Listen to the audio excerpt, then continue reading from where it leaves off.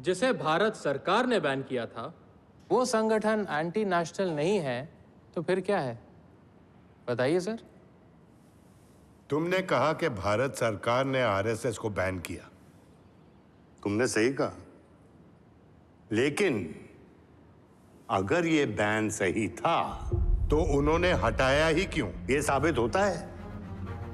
अरे विकी, हमने गांधी जी की हत्या नहीं की थी।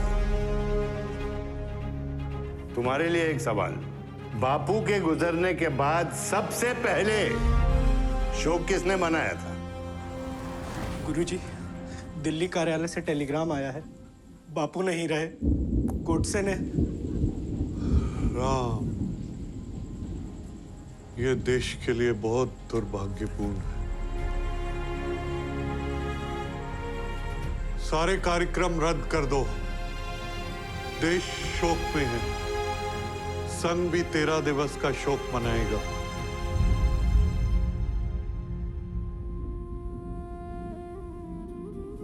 Om Shanti Om.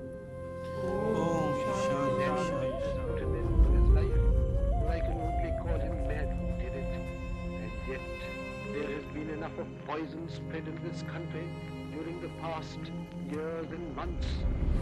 This poison has had effect on. गुरुजी, वहाँ पुणे में ब्राह्मणों का नरसंहार शुरू हो चुका है और उसकी आग जल्दी ही नागपुर में भी फैलेगी। हमें आपकी चिंता हो रही है गुरुजी। अब हम भी जवाब देंगे। शांत, शांत। वो भी हमारे अपने, केवल भटके हुए। हिंसा का जवाब हम हिंसा से नहीं देंगे। अहिंसा पे हमें भी विश्वास है।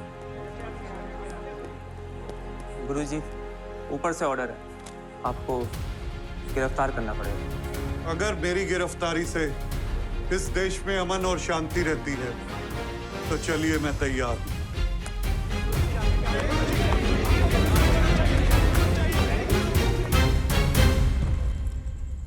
ये मौन व्रत तोड़िए गोलवरकर साहब।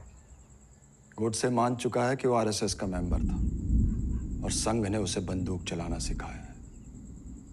बस एक सिग्नेचर चाहिए। मान लीजिए ये सब आपके ऑर्डर से हुआ है। गोडसे आज से बहुत वर्ष पूर्व संघ छोड़ चुका है। वो विशुद्ध राजनीति चाहता है और हम संस्कार चाहते हैं। दुनिया ये टेक्निकलिटी नहीं समझेगी। सरकार मान चुकी है कि गंदगी आपके आंगन से आई है। अगर आपने जिम्मेदारी नहीं ली तो हम संघ को जड़ से उखाड़ फेंकेंगे। संघ कोई इमारत नहीं है इंस्पेक्टर, जिसे आप जड़ से उखाड़ फेंकेंगे। यह एक विचार है जो आज भी है और आज से 100 वर्ष बाद के भारत में भी रहेगा। सत्यमेव जयते। योर ऑनर, मैंने जो किया है मुझे उसका तनिक भी पछतावा नहीं। और एक बात और, मैंने संघ को बहुत पहले ही छोड़ दिया था क्योंकि मुझे राजनीति में सक्रिय होना था। यह मेरा निजी निर्णय था और जिस कार्य को आप अपराध कह रहे हैं उसका श्रेय मेरे अकेले का है। फक्त माझे अखंड भारत।